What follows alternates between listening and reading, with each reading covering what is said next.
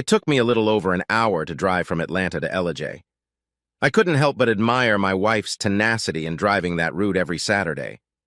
I think the sex was good. Maybe, just maybe, it was more than that. I didn't know because I never asked her. I do know for a fact that Darlene dated Clayton Mankey at his cabin in LJ for over 6 months.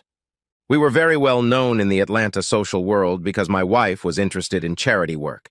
She insisted that we attend openings, banquets, and fundraisers for anything that came up. This required not only my attention, but my money as well. I loved my wife, but I had reached my limit. After rather expensive weddings for our 2 daughters, I had hoped to relax a little. Darlene, however, needed more than that, so she began looking for ways to indulge her ego elsewhere. She met Clay Mankey at one of her fundraising events. I think I realized this from that very first night, but never bothered to confirm my suspicions until months later. If she had tried to meet him in town, it would have been a disaster. She was too well known to sneak into the hotel. Besides, she wouldn't go to the motel or his apartment under any circumstances. The cabin was perfect for them. After a long drive, I reached a 1-lane dirt road that led about 3 kilometers through the mountains to a log and stone cottage. Clayton had a lot of money. He was a contractor who specialized in large government projects. Besides making money, he apparently knew how to invest or use it wisely. Most of the land between the paved road and the cabin belonged to Clayton. I'm sure he had plans for the future. I drove up to the cabin in my car. There was something I needed to do, and it needed to be done quickly. With small wire cutters, I cut the telephone wires coming out of the box and leading into the cabin. I carefully tucked the ends of the wires into the holes so it wouldn't be noticeable that they had been cut. There was no cell phone service in the vicinity of the cabin. Now there was no landline phone either. 20 minutes later, I was back on the main road. It was overcast the whole way. Darlene hadn't asked where I was going when I left early.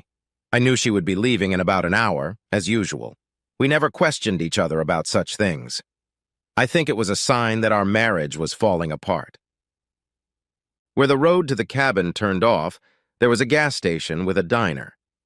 Actually, it wasn't really a gas station, just a diner with several pumps in front of it. I lucked out and took a booth near the entrance with a good view. After about a half hour, a big black Hummer showed up on the road. Clayton always liked to arrive in style. Gas prices meant nothing to him. 5 minutes later, Darlene pulled off the road in her Lexus GX 470, and then it started to rain. It wasn't a regular rain, but one of those rains that goes on all day and never stops.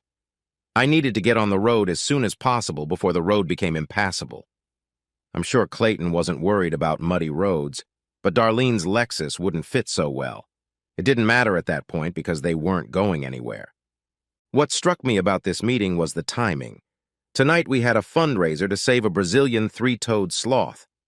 I'm pretty sure that's not what it was for, but it was something just as frivolous. She had been planning and preparing for over 3 months, but still found time to sneak out on the day of the event to see her lover. I have to admit that she did a great job organizing the event. Even if she hadn't been there, everything would have been fine. My car wasn't as reliable on the road as Clayton's Hummer or as sleek as Darlene's Lexus, but it would get me where I needed to go if I wasn't hanging around doing nothing. I paid the bill and followed my wife and her lover up the hill. Actually, the climb wasn't that steep. It was just that the road was pretty damn winding. Trying to bulldoze a road in a mountain like this is not easy. You have to navigate the terrain whenever possible, and that's not always easy. It was raining relentlessly. I got halfway to the hut and decided to stop at a place where I could turn around. The parka protected me from the rain, but by the time I got there, it was getting a little stuffy inside. Darlene and her lover had been in the cabin for about 30 minutes. I was sure she was going to make this a shorter visit than usual, so I got right to work. In fact, it didn't take me very long at all. All I did was cut the valve stems on both cars. There was no way they were going to fix and change the tires today. By the time the rains are over, the roads will be so bad that no tow truck driver in their right mind would even try to get there. Their only option would be to walk to the diner and find some alternative mode of transportation. Of course, they wouldn't even realize what was happening until they were done making love. They didn't have a landline or cell service. If he had internet access, it was probably through a phone line. Of course, he could have had a satellite phone as well. I had to take that chance. I was done. It was still raining. 20 minutes later, I was on the 575 bus back to Atlanta. My prank had no real reason, but I just felt mean. Darlene and I had been together since college. I had moved to Atlanta from Pennsylvania to take a job at one of the most prestigious accounting firms in the state. In less than 10 years, I had my own accounting firm specializing in the food service industry. We handled accounting, payroll, taxes, and even retirement programs. Some of our clients went national, and we went with them. Our lifestyle grew along with the amount of money I was making. Sometimes I felt like I was having a hard time keeping up with everything. All was well until Darlene decided to improve her sex life. Of course, I could be wrong. Clayton was actually richer than me. I wasn't sure what Darlene was interested in, his money or his body. I had to admit that he was handsomer than me and seemed to be in better shape. I guess working on a construction site helps you be fitter than sitting at a desk all day. That son of a bitch had more hair than me. I mean, I haven't gotten to the point where I have to re-braid my hair yet, but it's not as thick as it used to be. I really didn't care why she did it. I just wished she hadn't. Tonight promised to be great. I couldn't wait to see if Darlene was coming or not. If she arrived before the end, she would be flustered and out of sorts. Like I said, there was no reason to do what I did. I got to the I-75 freeway and the rains were still coming down. I was going to leave Atlanta right after the party. All the arrangements had been made well in advance. 2 months ago, I sold the business for cash and a 20-year interest in the profits. 3 weeks ago, Darlene signed the papers to sell the house to a close colleague of mine. He was aware of my situation and was more than willing to handle any difficulties that might arise from the sale. He paid me $1 million in cash for a house that was worth 3 times that amount. Darlene thought she was signing papers to refinance the mortgage. There was no mortgage. The rest of my preparations consisted of closing accounts, credit cards, investments, and retirement policies. We had a few collectibles in our house that I had no problem selling beforehand. In leaving, I was going to take Darlene's jewelry with me. I wasn't going to leave her with $500,000 worth of goodies that I had bought. Clayton Mankey was another problem. In addition to being rich, he was well connected both locally and throughout the state. Although he wasn't one of my clients, I had no problem getting data on my adversary. I assigned a small team of my best employees to gather what they could about his businesses. It was standard procedure for Clayton to win bids on government projects and make a decent profit. The big problem was that the ledgers didn't match. The school district project would cost them $3 million, but Mankey Enterprises would indicate they were only paid $2 million. Clayton was able to easily pocket $1 million, minus a few kickbacks. No one ever compared the two figures to each other. There was no way I was going to let Clayton get in trouble with state or local authorities, because they were just as guilty as he was. The IRS, however, was extremely interested. Not only were they planning to ruin poor Clayton, but they were going to reward me. At that point, I wasn't sure I could get it, but maybe if I was lucky, it would work out. By the time I got to Atlanta, the rains had intensified. I figured it would be another 2 or 3 hours before Darlene and Clayton realized their dilemma. I needed to get ready for the party. When I got home, the waiters and other party-goers were busy. Darlene had planned to invite over 200 people. Fortunately, the house was big enough to accommodate them. I just smiled and waved to the workers. They were professionals, and I had no intention of interfering. I stood under the hot shower for a long time and began to gather the last of my things. Darlene would miss her jewelry. I also cleaned out my personal safe. I was glad I had a small collection of gold coins. The Subaru was parked in the garage, so at least I didn't have to get wet while I loaded it up. The guests had hung long plastic slides all over the house. The day was drawing toward evening, but the lack of sunshine and abundance of clouds made it seem like night. It was pouring rain. By 5 o'clock, I was fully dressed in my evening tuxedo. My daughters and their husbands arrived early to make sure everything was going according to plan. They both asked where their mother was, and I just shrugged. When my phone rang, the first guests arrived. It was my loving wife. "Robert, I'm sorry, but I'm having some car trouble. I'll be home as soon as I can. Is everything all right? Where are you? I'll come and get you. No, no. Stay there with the guests. I'll try to get home as soon as I can. I'm so sorry. What happened to the car? That damn thing cost me over 50 grand. I expected the car to be reliable for that kind of money. I've already arranged for a service station to take care of it. You got nothing to worry about. Damn it, Darlene. Where the hell have you been? Robert, take it easy. It's not important. It's important that our guests are taken care of. There's no way she was going to tell me where she was or who she was with. Are you alone or is someone with you? I'm alone, but I'm fine. For God's sake, stop worrying about me. I'll be fine.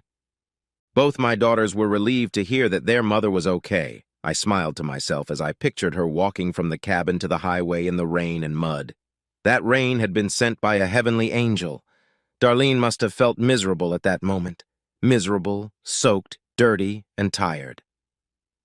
About an hour later, the phone rang again. I had to apologize to my guests and go out into the lobby.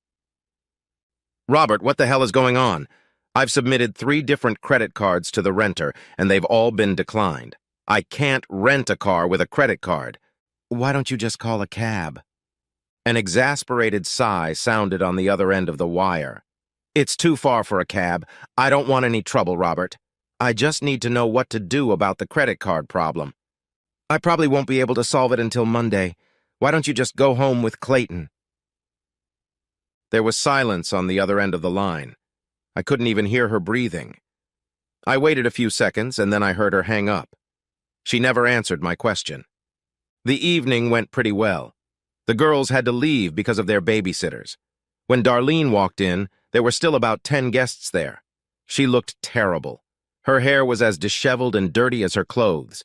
The rain had washed away most of the dirt, but the red-brown stains remained.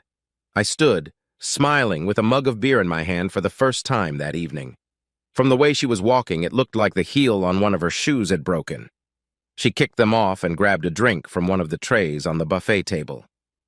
You did it, didn't you, you bastard? I took a big sip of my beer and smiled. You're going to pay for this. I swear you're going to pay for it. Yeah. The waiters were busy trying to clean up when our last guests left. They looked at her, but strangely enough, no one said anything. I'm glad to see you made it home safe and sound. I stayed behind to let you know I was leaving. I couldn't have left if I wasn't sure you were okay. What do you mean, leaving? That's what it means. I sold the business, sold the house, and closed all my accounts. That's why your credit cards weren't working. Darlene threw the glass across the room. It shattered against the wall, much to the dismay of the janitors. You stupid son of a bitch. Remember, half of everything belongs to me. I'm not going to let you screw me over. I worked as hard as you to get where we are. I've earned half, and I'll get it. I finished my beer and carefully placed the empty glass on the table. Okay, sweetheart. You'll only get half of everything if I get divorced. I'm not going to. You do what you have to do. I had to walk over 2 hours in the rain and mud to get to the road. 2 goddamn hours, all because of you. What were you doing out there, honey? Why did you come all the way to AITA to spend the day with Clayton Mankey when you could have just slept with him right here at home? God knows I wouldn't have cared. You bastard. You insensitive, worthless bastard. I hate you. Well, I'm glad that's over with. I have a midnight flight. If you need to get in touch with me, give me a call at the address. I'm sorry, I just remembered there's no place you can call me. I suggest you fire your domestic help because you won't have the ability to pay them. Besides, the couple who bought the house are moving out at the end of next week. You might want to look for a place of your own. I don't recommend going to the Claytons. He doesn't have long to live here. Maybe one of your daughters will take you in. What do you mean Clayton won't be around anymore?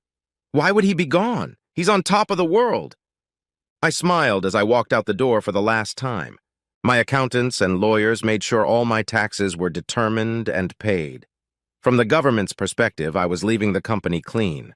All I was interested in now was getting as far away from Darlene as possible. It wasn't that I didn't have anything to share with her, it was that I didn't want to share with her. I had a lot of options, but I decided not to choose. I made a list of places that interested me, and it seemed appropriate to check them all out. You could spend a year in each place. I decided to start with Belize and move on from there. After 5 years, I would have a pretty clear idea of where I wanted to live. I had a few people who were more than willing to keep me updated on how things were going back home. 2 weeks after I arrived in Ambergris Caye, I made a few phone calls. The first was addressed to my oldest daughter, Grace. "Dad, Mom is furious. Bet and I have tried to talk to her, but she refuses to explain anything to us. The only thing we've been able to get out of her is that you stole all her jewelry and left her without money or credit cards. She hasn't been home in the last few days. We don't know where she is." "Have you tried calling her?" "I think her cell phone was disconnected." "Uh-oh, that's right. I forgot. The house has all the utilities down, so that's probably why she's not there. She could be with Clayton." "Who the hell is Clayton?" "Oh, I'm sorry. I guess she didn't tell you. Clayton Mankey is your mother's lover." "Clayton Mankey? He's been all over the news the last few weeks. He's being hunted by the FBI and some other people.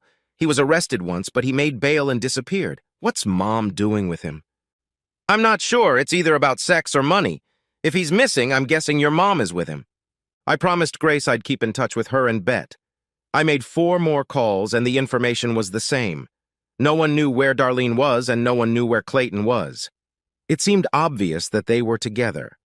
Clayton could walk away from his business and still have enough money to live the rest of his life. Of course, with the way his business was going, that wouldn't have happened in the good old USA. I spent a restless night. I had 2 dives scheduled for the next day. I needed something to occupy myself to pass the time, so I decided to go scuba diving. It was right after the first dive. It rained. Not just rain, but a real downpour in Chattahoochee. We sat in the dive boat and waited for it to pass. All I could think about was the cabin at AITA. That was not a good sign. The second dive was a little shorter than the first. When we got back to shore, it was still raining. The pier was a short walk from my apartment. Before heading back, I had a quick bowl of clam chowder. The rain continued to pour. It seemed like Hector was always on duty. He was the doorman in our apartment building. I wasn't sure, but I think he worked solely for tips.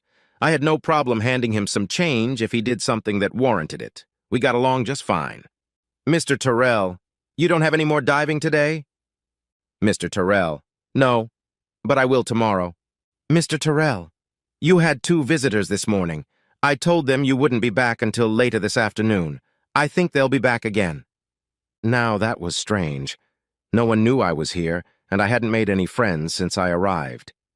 "Do you remember their names, Hector?" "No, sir, but I did better than that." Hector took out his cell phone and pressed a few buttons. It was a great shot. They didn't pose for it and didn't seem to know he'd taken it. Clayton was wearing a Hawaiian shirt and Darlene was wearing a large straw hat with sagging brim. My wife and her lover found me and came to visit. It's amazing what a man can accomplish if he has enough money. I slipped Hector a 20 and headed for my apartment. I didn't have a lot of stuff to pack, so I had time to call the U.S. Embassy. They confirmed that they were indeed interested in Mr. Mankey. Not only was he wanted by the IRS, but the passport office wanted to know what documents he was using. He had to give up his passport to get out on bail. 20 minutes later, I was on my way to the San Pedro airport. The small airport suited me a little better. It rained the whole way. U.S. officials would be waiting for Clayton at the apartment. Extradition to the States was inevitable. They showed no interest in Darlene, so I assumed they would just leave her with no money or credit cards. I wondered if she had a return ticket. 2 days later, I was comfortably ensconced in my new villa in Phuket. I was afraid my life would be boring without a job and a family. I was wrong. It wouldn't be long before Darlene and Clayton would find out where I'd gone. This time, I'll be ready. I would also be vigilant. I had planned to take a walk on the beach to admire the sunset, but I had to change my mind. It was raining. It was the rain of Chattahoochee. It had been sent by an angel. I hoped Clayton was as smart as he seemed. It's interesting that he decided to take revenge when he could have just walked away. The next few years would be fun. I wanted to eat dinner, but I couldn't. It started to rain.